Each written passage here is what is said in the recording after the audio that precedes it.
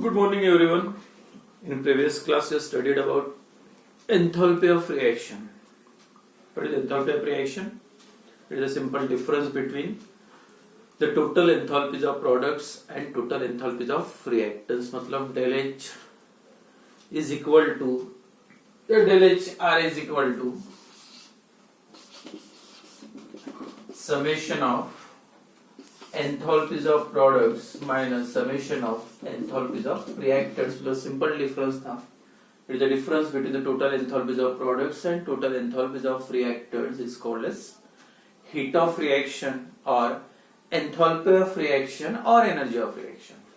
And then next topic हुआ था on the basis of either the value of del H is positive or negative. If it is a positive, then the reaction is endothermic, means heat is absorbed, and if it is a negative, then reaction is exothermic, मतलब heat is evolved. The reaction in which heat is evolved is called as the exothermic reaction, and reaction in which heat is absorbed is called as endothermic reaction. और sign endothermic के लिए जो del H की value रहेगी positive और exothermic के लिए del H की वैल्यू रहेगी negative. And then next topic is standard enthalpy of reaction. तो यहाँ पे जो वर्ड दिख रहा स्टैंडर्ड और थोड़ा सिंबल यहाँ पे चेंज हुआ. del RH था और फॉर रिएक्शन और यहाँ पे मैंने जीरो लिखा, that is del H zero. Standard enthalpy of reaction. अब मतलब क्या स्टैंडर्ड का? अब स्टैंडर्ड एंथैल्पी ऑफ रिएक्शन क्यों लेना है? तो सबसे इंपॉर्टेंट, जब भी दो रिएक्शन है रिएक्टेंट्स कन्वर्टेड इनटू प्रोडक्ट्स, अगर दो रिएक्शन का अलग अलग कंपैरिजन करना है, to compare the different reaction, they have to be reported under the similar set of condition. तो जब भी दो रिएक्शन, एक रिएक्शन है और दूसरा ये रिएक्शन है, ए गिव्स बी, अब दोनों का कंपैरिजन करना है, दोनों की वैल्यू कितनी है. अब दोनों की del H की वैल्यू क्या रहेगी, हीट ऑफ रिएक्शन क्या रहेगा, एंथैल्पी ऑफ रिएक्शन क्या रहेगा. तो सबसे पहले जब भी ये दोनों रिएक्शन आप लगाओगे या दोनों रिएक्शन स्टार्ट करोगे, तो all this reactants and products, जो उसकी जो वैल्यू निकलेगी, जो कंडीशंस है रिएक्शन के लिए, सभी कंडीशन सेम होना चाहिए. सभी कंडीशन सेम का मतलब दोनों रिएक्शन हो रहे तो एक ही टेम्परेचर पे होना चाहिए. Fix temperature, fix pressure. जो भी रिएक्टेंट्स एंड प्रोडक्ट्स इन्वॉल्व है, all they are in the standard physical state. तो सभी रिएक्टेंट्स कौन से फॉर्म में होना चाहिए, स्टैंडर्ड स्टेट में, मतलब they have to be reported under the similar set of condition. तो क्यों ये करना, सेम स्टैंडर्ड कंडीशन लेना है. अगर अलग अलग रिएक्शन के del H की वैल्यू कंपेयर करना है, तो एक टेम्परेचर, ये रिएक्शन का टेम्परेचर अगर ये रिएक्शन होता है 20 डिग्री पे, तो ये रिएक्शन का भी टेम्परेचर कितना होना चाहिए, 20 डिग्री सेल्सियस. तो दोनों का टेम्परेचर सेम, प्रेशर सेम, मतलब टेम्परेचर जो स्टैंडर्ड टेम्परेचर होता है इज 298 केल्विन टेम्परेचर और स्टैंडर्ड प्रेशर 1 बार या 1 atm pressure.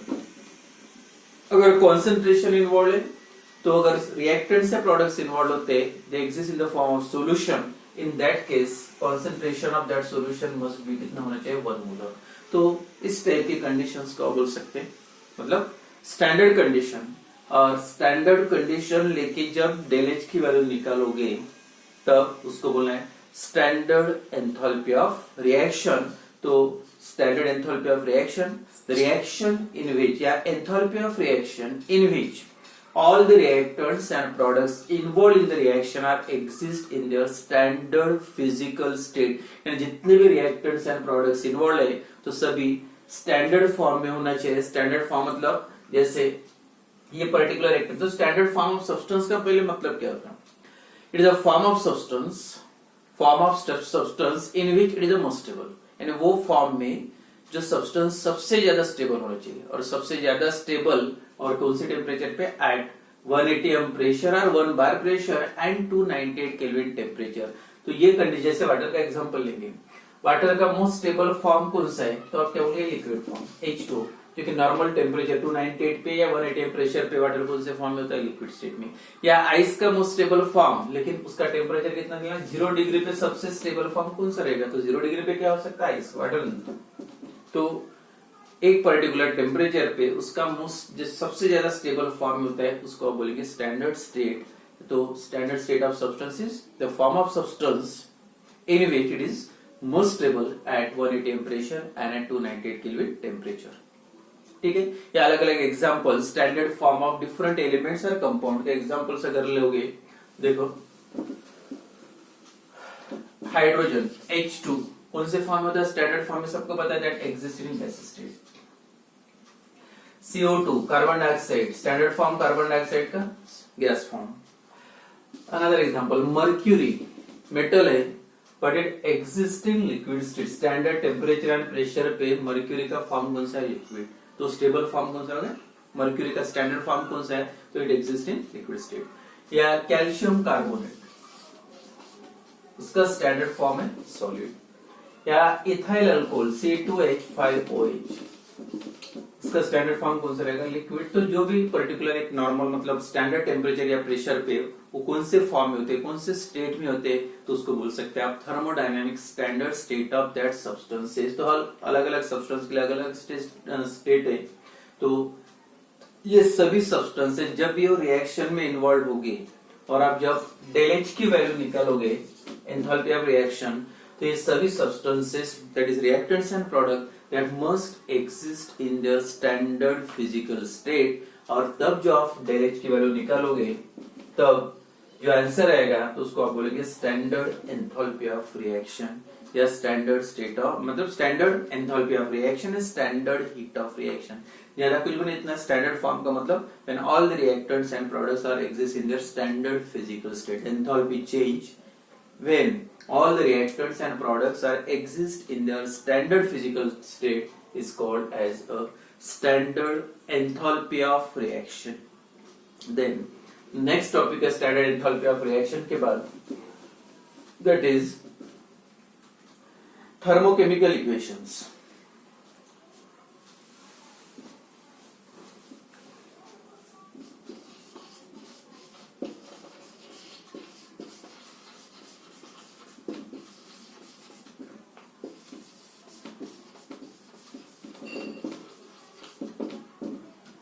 Thermochemical equations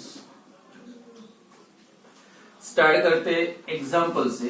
for example methane,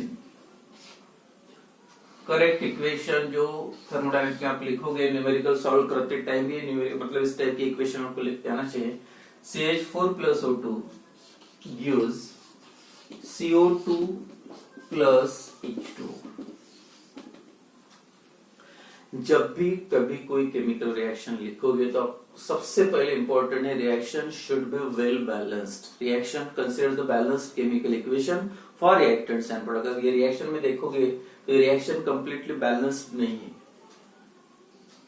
balance का मतलब number of atoms in reactant side is equal to number of atoms present in product side. Product और reactant side में number of atoms same होना चाहिए. इसको यहाँ पे वो 2 और ये 3 है लेकिन यहाँ पे 2 दिख रही. तो बैलेंसिंग कैसे करोगे? ट्वाइस O2 कार्बन 1 है CO2 और H2 4 चाहिए, यहाँ पे 2 आ गए ट्वाइस H2. ये हो गया रिएक्शन बैलेंस्ड. तो सबसे इंपॉर्टेंट जो थर्मोकेमिकल इक्वेशंस लिखते टाइम सबसे इंपॉर्टेंट जो रूल होता है reaction should B thermochemical reaction should be well balanced. Balance है तो वही रिएक्शन तभी रिएक्शन करेक्ट है. अब बैलेंस्ड हो गया 1 carbon 1 carbon 2 into 2 4 oxygen 2 plus 2 4 oxygen और हाइड्रोजन 4 और यहाँ पे ट्वाइस H2 मतलब 2. अब सेकंड इंपॉर्टेंट है थर्मोकेमिकल इक्वेशन लिखते time the physical state of reactants and products. जो भी reactants and products involve standard form में उनका फिजिकल स्टेट मेंशन करना चाहिए. फिजिकल स्टेट मतलब जैसे methane that exist in gas state, तो गैस के लिए G.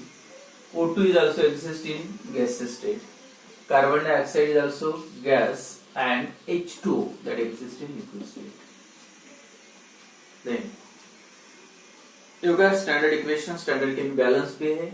हर रिएक्टेंट्स और प्रोडक्ट्स का फिजिकल स्टेट भी यहाँ मेंशन किए हैं. And then value of standard enthalpy of reaction. जो ये जो सब पढ़ रहे हैं एंथैल्पी ऑफ रिएक्शन एनर्जी और सबसे इंपॉर्टेंट है एनर्जी मेंशन करना रिएक्शन के लिए R. देन स्टैंडर्ड है तो 0 इज इक्वल टू जो भी वैल्यू आएगी अगर ये इक्वेशन की for example value 9 minus 960 kilo. तो ये रिएक्शन को या इक्वेशन को आप बोल सकते थर्मोकेमिकल इक्वेशन, या सिंपल डेफिनेशन भी लिखना है, the balance chemical equation, the balance chemical equation in which enthalpy change, सबसे important, enthalpy change, physical state, enthalpy change, physical state and number of moles of reactants and products have been specified। तो जितने भी reactants and products है उसके number of moles mention होना चाहिए, जैसे number of moles 1 mole of methane reacts with 2 moles of O2 and form 1 mole of CO2 and 2 moles of H2 liquid। तो क्या लिखोगे definition, what is balanced chemical equation, thermochemical equation की definition क्या है? सबसे इंपॉर्टेंट जो होता है reaction should be well balance, reaction balance होना चाहिए। सेकंड पॉइंट, सभी जो रिएक्टेंट्स एंड प्रोडक्ट्स है स्टैंडर्ड फॉर्म में होना चाहिए, फिजिकल स्टेट उसका मेंशन होना चाहिए, और सबसे इंपॉर्टेंट जो भी एंथैल्पी चेंज हो रही, एनर्जी चेंज हो रही रिएक्टेंट्स का कन्वर्शन प्रोडक्ट में होते टाइम वो मेंशन होना चाहिए। वो कंप्लीट रिएक्शन को तो बोल सकते हैं आप thermochemical equation, the balanced chemical equation in which enthalpy change, physical state and the number of moles of reactants and products have been specified, that equations are called as a thermochemical equation। ये definition भी आ सकती है, याद रखो।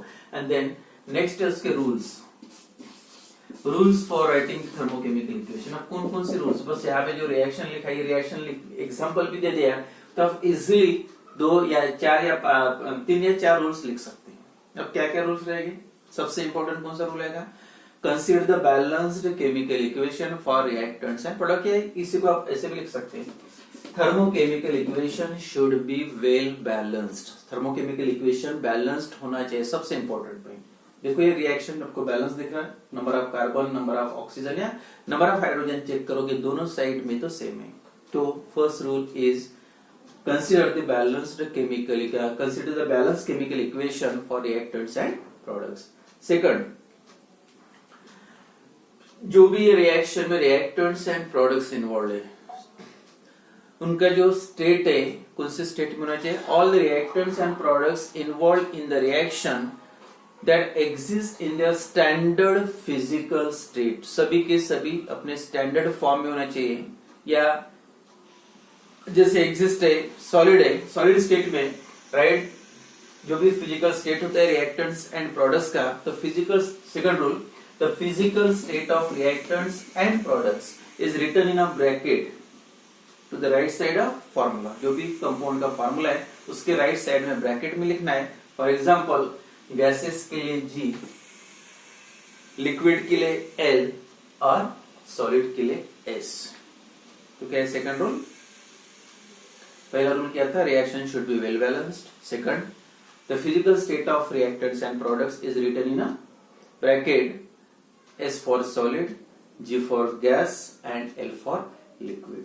Then the value and sign, मतलब किसके, del H के, del H या enthalpy of reaction, heat of reaction, the value and sign of del H is given to the right hand side of equation। यानी ये side में यहाँ पे जाकर मैंने नीचे लिखा है, तो जो रिएक्शन होता है, इक्वेशन होता है, उसके राइट हैंड साइड में उसकी वैल्यू भी आना चाहिए, जैसे 960 लिखा मैंने, और साइन का मतलब है अगर नेगेटिव है तो एक्सोथर्मिक रिएक्शन और पॉजिटिव है तो endothermic reaction is given to the right hand side of the chemical equation. Third rule, then in this reaction जो भी आपको नंबर ऑफ मोल्स दिख रहे या coefficients involve in the reaction, जो भी रिएक्शन में आपको कोएफिशिएंट्स दिख रहे, जैसे यहाँ पे इसका कोएफिशिएंट 1 है, इसका कोएफिशिएंट 2 है, इसका फिर से कुछ भी नहीं, मतलब 1 है 2 है, तो coefficients involve in the reaction that represent, क्या रिप्रेजेंट करे, that not the number of molecules. आप ये नहीं बोल सकते 2 मॉलिक्यूल्स वाटर के, 2 molecules of water, but it is 2 moles of water that represent the number of moles and not the number of molecules. क्या आएगा नेक्स्ट रूल, फर्स्ट है reaction should be well balanced, second physical state of reactants and product is written in a bracket, solid के लिए, gas के लिए मतलब G वगैरह, and third rule था क्या, value of sine and value of del H। sign and value of del H is given to the right hand side of chemical equation. Then number 4, rule number 4, when thermochemical reaction get reversed, अगर thermochemical reaction को अगर आप reverse करोगे, या एक दूसरा example लिखता मैं, H2O solid gives H2 liquid. अगर ये रिएक्शन के, for example the value of del H is plus 6 kilo joule है, फॉर एग्जांपल समझ 6 किलो जूल है, ये थर्मोकेमिकल इक्वेशन है. And same reaction get reverse. अब देखो क्या हो रहा है यहाँ पे, सॉलिड टू लिक्विड मतलब फ्यूजन, सॉलिड का कन्वर्शन लिक्विड में, मेल्टिंग, पहले कितने 6 किलो जूल हीट एब्सॉर्ब हो रही. Same reaction when it get reverse, liquid का कन्वर्शन हो रहा सॉलिड में, H2O लिक्विड का सॉलिड में. क्या डिफरेंस है, दो रहे सॉलिड टू लिक्विड और यहाँ पे लिक्विड टू सॉलिड. बस del H के लोग क्या चेंज होगी, बस साइन चेंज करना है, पॉजिटिव है तो नेगेटिव 6 किलो. मतलब अगर फॉरवर्ड डायरेक्शन में रिएक्शन एंडोथर्मिक होता है, when same reaction takes place in reverse direction it become exothermic. Magnitude वही रहेगा, साइन चेंज करना है, पॉजिटिव रहा तो नेगेटिव एंड नेगेटिव रहा तो पॉजिटिव. मतलब when thermochemical reaction get reverse the sign of del H changes, positive रहा तो नेगेटिव और नेगेटिव रहा तो पॉजिटिव. तो ये रूल्स थे थर्मोकेमिकल इक्वेशन लिखने के. एक बार डेफिनेशन क्या है, the balance chemical equation in which enthalpy change, physical state and number of moles of reactants and product have been specified. Then rule, reaction should be well balanced. The physical state of reactants and products is written in a bracket. और लिखना क्या है, gas के लिए G, S मतलब solid के लिए और L का मतलब होता लिक्विड. Then reaction लिखते टाइम अगर value of del H या value of del H या sign is written या given to the right hand side of formula and number of moles या जो कोएफिशिएंट्स होते हैं रिएक्शन में, coefficient involve in the reaction that represent the number of moles and not the number of molecules. तो ये rules and definition important है.